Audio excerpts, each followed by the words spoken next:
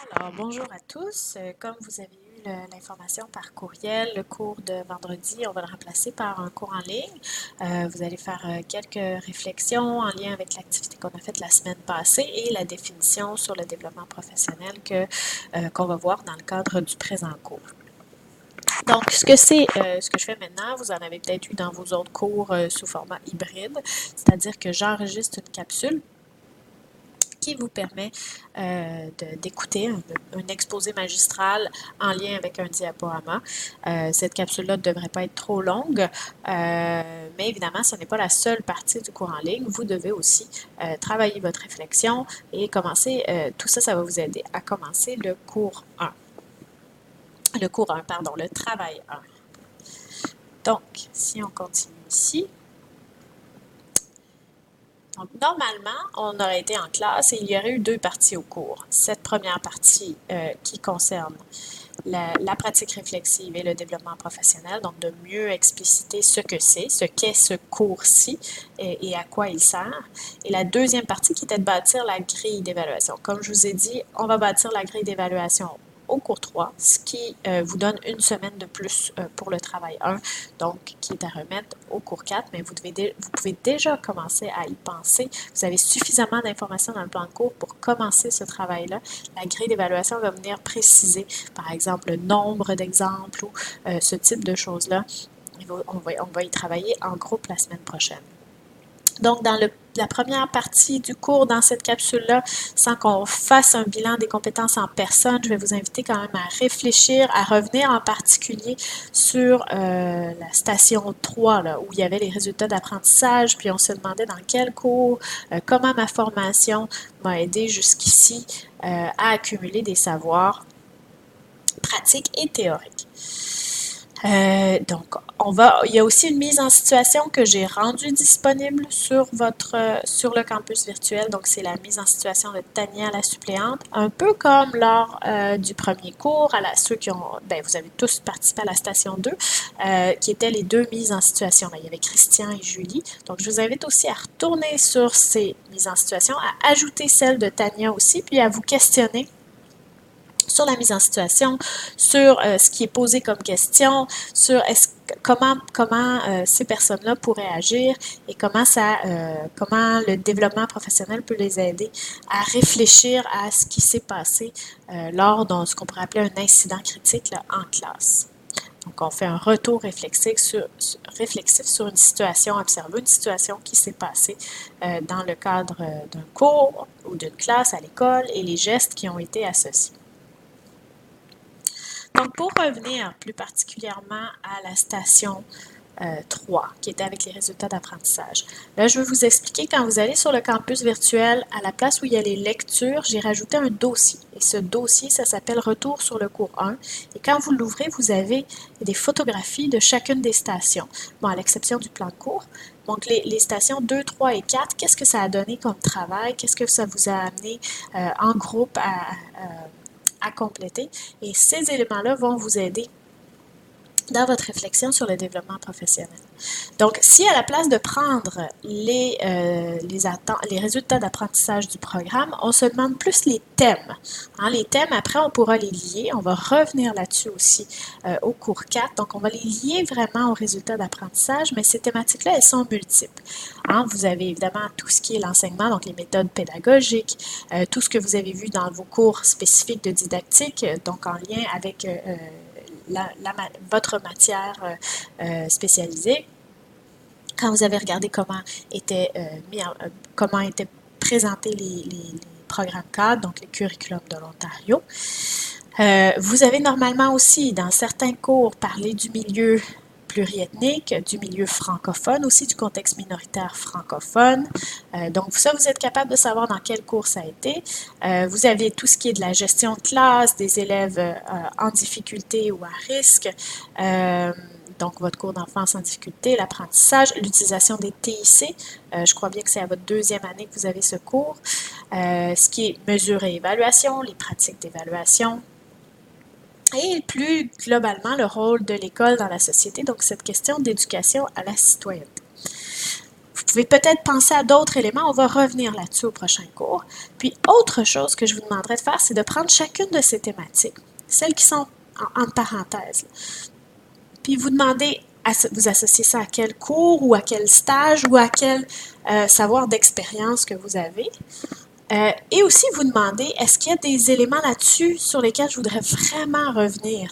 Parce que j'ai pas l'impression en ce moment de me sentir suffisamment, disons, parce qu'on n'est jamais complètement outillé, mais suffisamment outillé pour rentrer en poste dans une école. Donc, quels sont ces éléments sur lesquels vous sentez que vous avez encore besoin de travailler et ceux sur lesquels vous vous sentez plus confortable? Donc, ça aussi, ça fait partie de votre développement professionnel de savoir où vous allez vous fixer des objectifs et ça va vous aider pour le travail 2 plus particulièrement. Donc, c'est quoi le développement professionnel et pourquoi vous avez un cours plus spécifiquement là-dessus? Donc, il y a différents stades de développement professionnel et ça, c'est vraiment associé aux travaux qu'on vous fait faire dans le cours. Donc, le premier stade, c'est vraiment avant la formation initiale. C'est quoi un bon enseignant? C'était comment je percevais ce qu'était un bon enseignant. C'était quoi ma vision, mes attentes à l'égard de la profession enseignante avant de commencer de débuter ma formation. Donc ça, vous savez que vous l'avez dans votre travail 1. Vous allez travailler vos représentations, vos croyances, qu'est-ce que vous croyez avant d'arriver, puis est-ce qu'il y a des choses qui ont changé ou évolué, ou qui sont en fait, ou plutôt le fait qu'un cours est venu vous appuyer dans ce que vous pensiez déjà. Donc, pendant la formation initiale, ça va toucher à la fois votre travail 1 et votre travail 2. Est-ce qu'il y a des moments pendant la formation, des apprentissages qui m'ont amené à reconsidérer mes croyances, donc mes représentations? Donc, qu'est-ce que la formation est venue changer ou comment elle m'a fait évoluer en tant que futur enseignant ou enseignante? Et finalement, la dernière partie, c'est après la formation. Donc, quelles sont mes forces? Est-ce que j'ai aussi des faiblesses, des choses que je dois développer ou améliorer? Est-ce qu'il existe des moyens, des pistes de choses, des personnes que je peux consulter, donc à qui me référer et comment rendre ça aussi réaliste? Okay? Donc, on va voir quand on va se préparer pour le travail 2. Je veux que vous me donniez des objectifs, mais je veux que ces objectifs-là soient réalistes dans le court terme de votre stage. Donc là, on n'est même pas dans la section après la formation. Ça prendrait comme pendant la formation, juste avant le stage. Donc, ça, c'est des éléments que vous allez travailler vraiment dans le cadre de votre travail. Donc, on va sauter la minute de réflexion puisque vous deviez faire ça en classe en équipe de 2, mais vous pouvez tout de même penser à quels documents peuvent venir m'appuyer dans une démarche de développement professionnel. Est-ce que je peux pas retourner dans chacun de mes cours, hein, comme je vous avais dit pour la grille la semaine prochaine, par exemple, amener les éléments que vous avez pour votre cours d'évaluation? Est-ce que comme ça peut pouvoir vous aider à bâtir une meilleure grille? Donc, quel type de document? Est-ce que mon rapport de stage peut m'être utile? Est-ce qu'il y a des choses que je me souviens vraiment bien dans certains cours et là, je pourrais me faire une espèce de cahier qui vient m'accompagner dans mon développement professionnel, des éléments qui me semblent pour moi le plus pertinent. Et la deuxième question, c'est pourquoi on fait ça? Donc ça, on y reviendra en classe. Donc là, on a une définition plus traditionnelle. Qu'est-ce que c'est le développement professionnel? Un processus de changement, de transformation par lequel les enseignants et les enseignantes parviennent peu à peu à améliorer la pratique, à maîtriser leur travail et à se sentir à l'aise dans leur pratique. Évidemment, c'est un processus qui est continuel. Vous n'allez pas atteindre un moment où vous allez être complètement à l'aise à 100%. On va se sentir de plus en plus à l'aise, vous allez prendre vos aides, vous allez savoir mieux qui vous êtes, comment vous préférez enseigner, mais il reste que vous allez être constamment et toute votre vie dans une démarche de développement professionnel parce que c'est un monde changeant. On dit s'adapter continuellement aux nouvelles réalités. Les élèves vivent dans un monde qui est changeant et donc les classes que vous allez avoir devant vous vont constamment changer. Et le contexte aussi. Donc, dans ce sens-là, c'est quelque chose qui est tout au long de la carrière. Donc, plus concrètement, à quoi ça peut servir? Ça sert à chercher des modèles, des outils qui vont venir m'appuyer, à mettre à jour ces différents savoirs. Ça peut être par l'apprentissage plus expérientiel, ça peut être aussi par une recherche ou simplement par une réflexion. Qu'est-ce que j'aurais pu faire autrement? Et aussi encourager un changement sur le plan des valeurs, des croyances, des attitudes ou des comportements. Donc, parfois, je peux me rendre compte que j'ai fait une erreur. Des erreurs, ça arrive à tout le monde. Donc, je suis capable de le reconnaître pour moi et dans certains cas, le reconnaître devant mes pairs pour être capable de m'améliorer. Donc, il y a des savoirs qui sont plus les savoirs enseignants que vous allez construire tout au long en lien avec votre expérience. Et il y a des savoirs qui sont théoriques, que vous avez vus plus dans vos cours, et des savoirs d'expérience aussi dans vos stages ou à l'aide d'enseignants chevronnés qui sont venus vous appuyer et vous donner des conseils. Donc, je vais passer rapidement ici. Donc, tout ça, mon développement professionnel, il va s'appuyer sur mon identité enseignante qui elle-même est constituée de savoirs qui sont multiples. Donc, je ne vais pas vous lire, vous êtes capable de lire ici. Donc, c'est la somme d'expériences personnelles, de savoirs théoriques aussi. Et là, je voulais revenir par rapport à ça sur la station 3. Donc, j'ai vu beaucoup de liens avec votre formation. Je pense que c'est surtout ça que je vous avais demandé. Mais évidemment, votre formation ne se limite pas à votre formation à l'enseignement. Vous avez aussi, comme vous allez enseigner au secondaire, une discipline dans laquelle vous êtes formé plus spécifiquement. Donc, cette discipline-là, dans vos cours universitaires, vous avez été formé en géographie, en biologie, en français littérature. Donc, ces éléments-là, ça c'est des exemples, je sais qu'il y a plus de disciplines que ça, ces éléments-là aussi forment votre identité enseignante et auraient pu, par exemple, surtout pour tout ce qui était du résultat d'apprentissage 1, tout ça cette formation-là peut aussi venir vous appuyer dans votre identité enseignante. J'aime beaucoup cette diapositive-là et je vous suggère vraiment d'aller voir à chaque fois que je fais une capsule comme ça, si jamais ça réarrive, je vous donne accès à la capsule par le lien YouTube et je vous donne aussi accès au diaporama sans ma voix. Donc, à ce moment-ci, cette diapositive-là, elle est particulièrement intéressante puis elle m'amène vraiment à quelles questions je devrais me poser. Qui je suis comme futur enseignant? C'est quoi mon rôle en classe, dans l'école, auprès des parents? On a plusieurs rôles. Quelles sont mes forces, mes valeurs, mes attitudes, mes points à améliorer? Est-ce qu'il existe ou quelles sont les méthodes efficaces dans ma discipline? Et ça peut être vos cours de didactique tout en gardant en tête qu'une méthode pédagogique ou une méthode didactique, elle peut être excellente et avoir été reconnue comme étant efficace par des recherches, mais ces recherches-là ont eu lieu dans un certain contexte et avec un certain enseignant ou enseignante. Donc, ça se peut que ça ne fonctionne pas, que ce ne soit pas efficace dans votre contexte à vous. Donc, ça aussi, c'est quelque chose que vous allez apprendre en travaillant. Comment enseigner à un groupe hétérogène? De plus en plus, on a des groupes qui sont avec des expériences multiples, des récits de vie multiples. Donc, comment je prends cette hétérogénéité-là et j'en fais une richesse plutôt que de vouloir rendre tout le monde pareil. Ensuite, on avait quelles actions ai-je posées qui ont été bénéfiques pour les élèves. Donc, qu'est-ce que je sais qui a fonctionné? Bien, à quelque part, je devrais me l'écrire pour me rappeler, hey, ça a vraiment fonctionné, je devrais réutiliser cette méthode-là ou ça a vraiment fait cliquer quelqu'un, j'ai vu dans les yeux de l'élève qu'il a compris quelque chose. Donc, on note ça à quelque part. Et quelles sont les pratiques exemplaires que je retiens? Bien, des élèves arrivent dans votre classe et ils disent « Ah, on a fait quelque chose dans le cours de français de M. Dupuis, c'était tellement intéressant. Donc, peut-être que je pourrais aller voir et consulter M. Dupuis.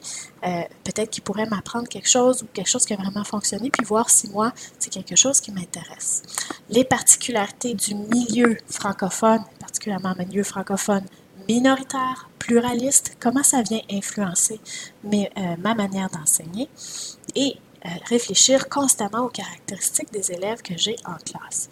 Donc tout ça, ça forme comme le centre ici qui est votre construction de votre identité enseignante qui se base sur à la fois des savoirs théoriques mais aussi des savoirs pratiques. Donc on revient toujours un peu aux mêmes éléments.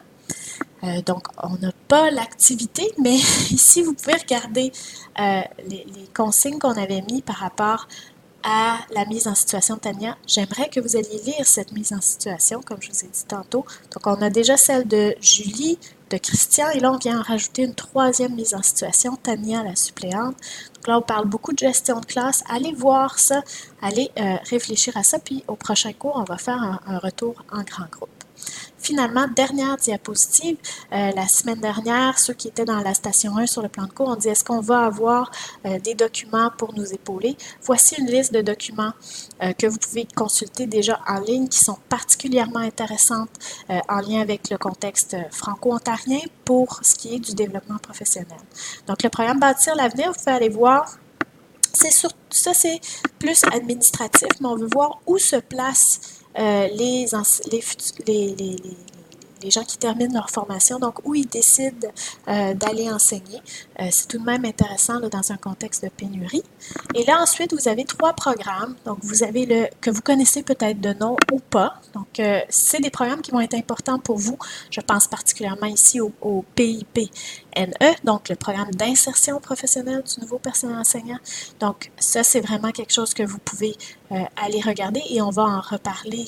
Si ce n'est pas cet automne, ce sera cet hiver. Le programme d'évaluation du rendement du personnel enseignant, donc le PER-PE, et finalement un programme d'apprentissage et de leadership du personnel enseignant. Ça s'adresse particulièrement aux enseignants chevronnés.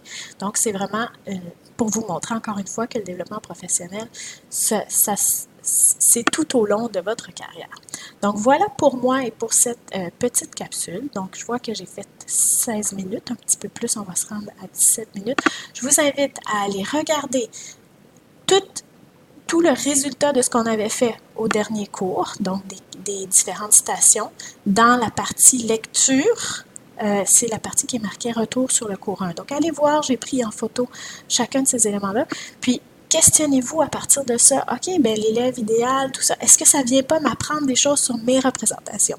Tous ces éléments-là vont vous aider à écrire votre travail 1. Deuxième chose, je veux vraiment que vous alliez lire la mise en situation de Tania. Et on va revenir sur les 3 mises en situation au prochain cours, en plus de faire notre fameuse grille d'évaluation. Je vous souhaite une belle semaine. Si vous allez manifester, bonne manifestation. Et on se voit vendredi, le 4 octobre. Voilà!